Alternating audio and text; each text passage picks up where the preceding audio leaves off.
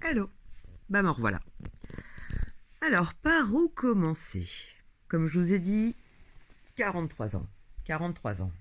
Ah, vous allez me dire, oh, il n'y a rien. Ok, il y a sûrement rien. On va commencer par le début? Ouais.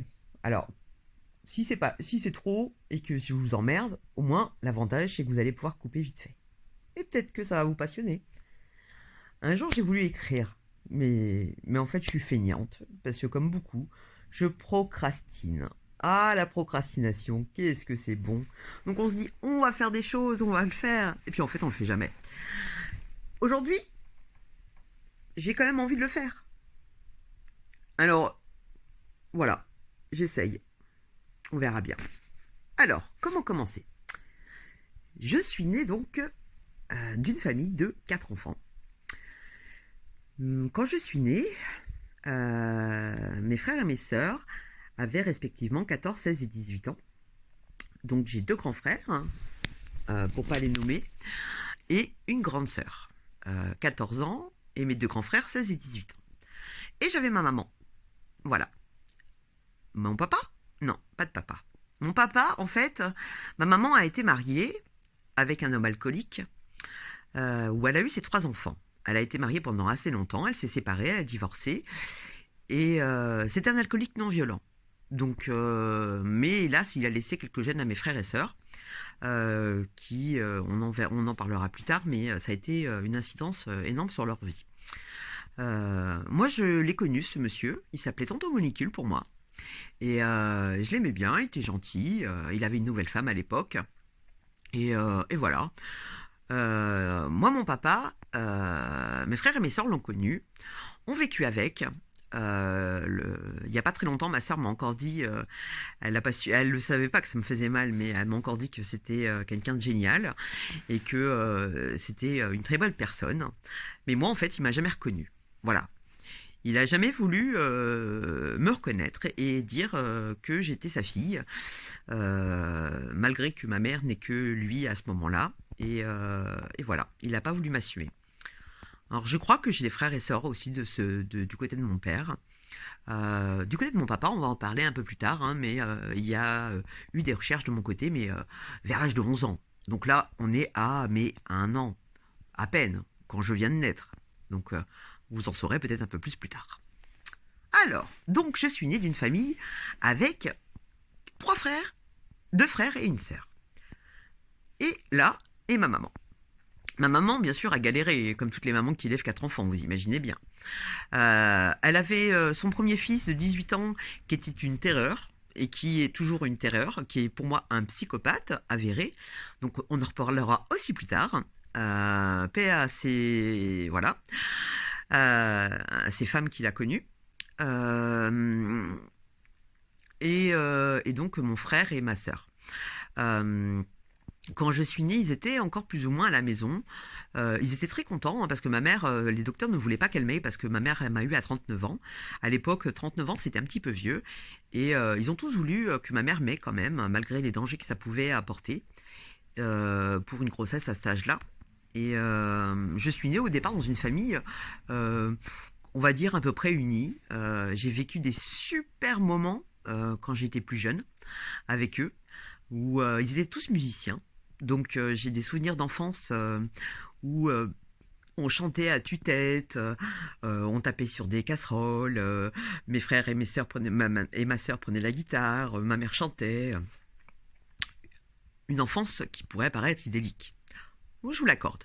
Moi, j'ai des bons souvenirs de cette période-là, qui était à peu près de 0 à 3 ans. Et oui, je me souviens. Ouais. Mais on en parlera plus tard, mais en fait, il s'est avéré que... ouais, on en reparlera plus tard aussi. Ouais, ça fait beaucoup de choses à parler, hein. Il va falloir que je fasse beaucoup de vidéos. Il va falloir que je vous lasse pas trop. Donc, enfance idyllique, jusqu'à l'âge de 3 ans, 4 ans. Ok. Sauf que j'avais un parrain.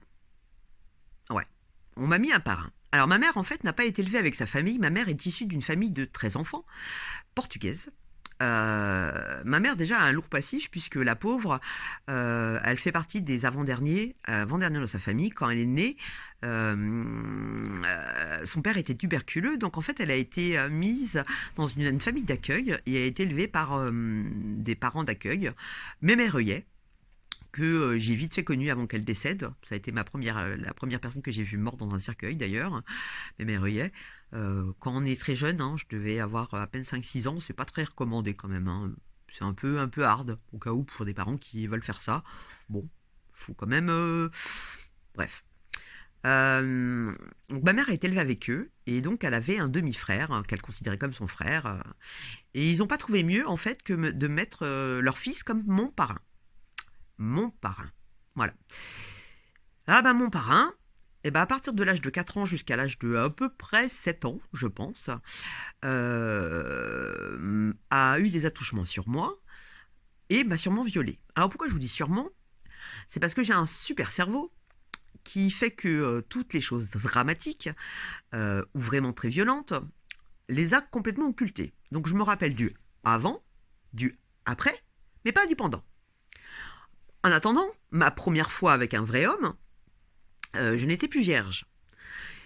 Et en fait, je me rappelle de certaines scènes assez dramatiques, comme me réveiller dans son lit avec sa femme et avec ses chiens.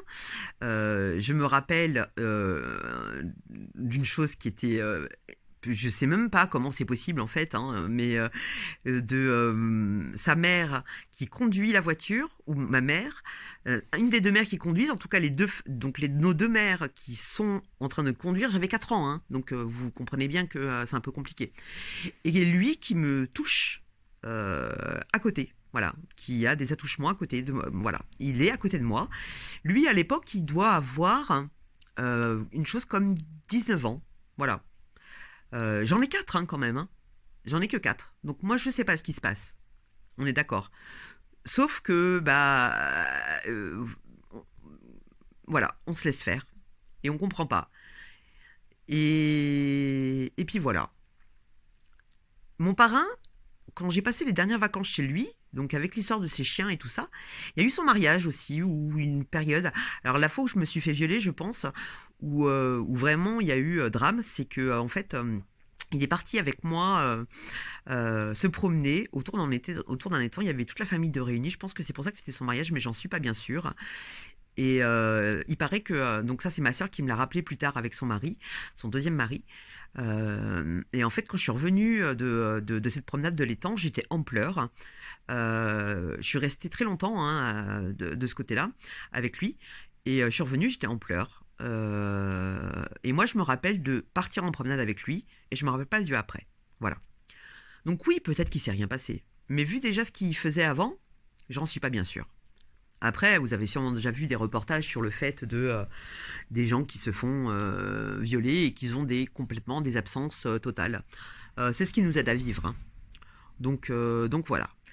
Et après cette période, ou pas très longtemps après, donc j'avais 6-7 ans, j'ai décidé et j'ai fait des caprices énormes à ma mère pour qu'elle me renvoie plus jamais chez lui. Donc ma mère a fini par comprendre qu'il fallait plus me renvoyer chez lui, ma mère, mais ma mère, bien sûr, ne comprenait pas. Pourtant, ma mère avait été aussi maltraitée et violée quand elle était jeune, hein. Mais ça, je vous le comprendrai après, que même ça, même quand on a été... Mais je pense que c'est les non-dits. Quand on l'a jamais dit, on ferme les yeux et on voit pas que ça peut arriver à nos enfants ou à nos proches. Mais ça peut arriver à tout le monde. Donc quand un enfant vous dit qu'il veut plus aller chez quelqu'un, écoutez-le. Écoutez-le. Donc ma mère a fini par l'écouter quand même, malgré mes caprices et tout ça, et m'avoir enfermée dans des KGB parce que je ne voulais pas retourner chez mon parrain et que je ne voulais plus le voir. Parce que je ne pouvais pas lui dire, parce que lui il me menaçait qu'il ne fallait pas que je dise. Euh, Elle a fini par plus m'y envoyer, enfin, et je n'ai fini par plus voir mon parrain. Je devais avoir 6 ans. Et donc j'étais libérée. Ah, mais s'il y avait que ça. Ça, c'était que le début de ma vie. Allez, salut!